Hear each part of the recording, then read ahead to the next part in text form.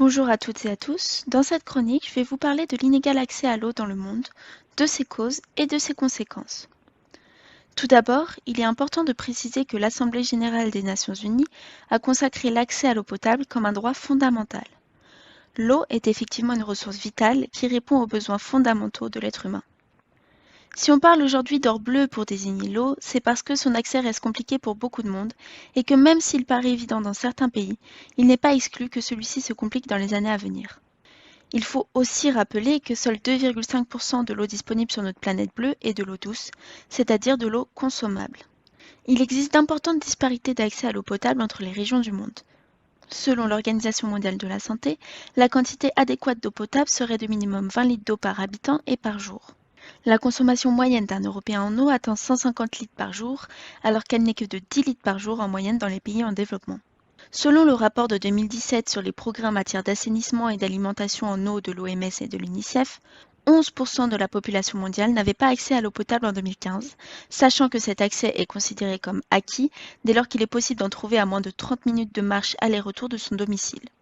Ainsi, toujours en 2015, sur 6,5 milliards d'humains disposant d'eau potable, 5,2 milliards, ce qui représente 71% de la population mondiale, en bénéficient à leur domicile et au moins 12 heures par jour. Alors à la problématique de l'accès à l'eau s'ajoute celle de sa qualité. L'eau souillée est l'un des vecteurs majeurs des maladies qui font le plus de morts sur la planète. Chaque minute qui passe voit une moyenne de 15 personnes mourir de maladies transmises par une eau contaminée, soit 8 millions de victimes par an. Selon l'OMS, 50% des cas de sous-nutrition chez les enfants sont dus à la consommation d'eau non potable. En effet, les maladies infectieuses liées à une eau contaminée et la malnutrition forment un cercle vicieux. Même s'il n'y a pas de pénurie d'eau en Europe, 20% des eaux de surface dans l'Union européenne sont gravement menacées par la pollution. L'eau est effectivement une ressource fragile qui se pollue facilement, notamment par l'agriculture et l'industrie qui polluent les ressources en eau souterraine. À l'échelle mondiale, on estime que la dégradation de la qualité d'eau a déjà réduit la biodiversité d'un tiers dans les cours d'eau, les lacs et les zones humides. Alors cet accès à l'eau dépend de différentes choses. Les conflits, le dérèglement climatique, la pénurie croissante de l'eau, l'évolution démographique ainsi que l'urbanisation posent d'ores et déjà des problèmes pour les systèmes d'alimentation en eau. 17 pays parmi lesquels l'Inde, le Qatar, les Émirats arabes unis ou le Maroc se trouvent déjà en situation de stress hydrique, c'est-à-dire dans une situation où la demande en eau dépasse la quantité disponible ou que la qualité de l'eau en limite son usage. C'est près de la moitié de la population mondiale qui sera concernée par le stress hydrique en 2025. Aujourd'hui, la France fournit entre 2500 et 6000 mètres cubes d'eau par jour à certains de ses habitants. Pour se donner un ordre d'idée, l'OMS parle de stress hydrique lorsque la disponibilité en eau, par an et par habitant, est inférieure à 1700 mètres cubes. On peut alors observer que des conflits géopolitiques éclatent dans le monde à propos de la maîtrise des eaux de certains fleuves qui se trouvent dans des zones en déficit hydrique important. C'est ce que l'on peut observer par exemple au bord du Nil, du Niger ou encore du Mékong. Mais non seulement des conflits surgissent concernant l'accès à l'eau, mais il y a aussi des conflits qui viennent compliquer cet accès. Au Yémen, par exemple, les conflits ont un impact direct sur la capacité des populations à se nourrir et à avoir accès à l'eau, qui devient compliquée pour les civils à cause des bombardements, du déplacement des populations, des violences et des stratégies de guerre qui visent parfois délibérément les points d'eau. L'accès à l'eau est également compliqué en Amérique du Sud et centrale, où elle est considérée dans de nombreux pays comme un bien privé, dicté par la loi de l'offre et de la demande dans un marché économique. Nous allons voir le cas des avocats dans la province de Petorca, au Chili, et de l'industrie Coca-Cola, au Mexique.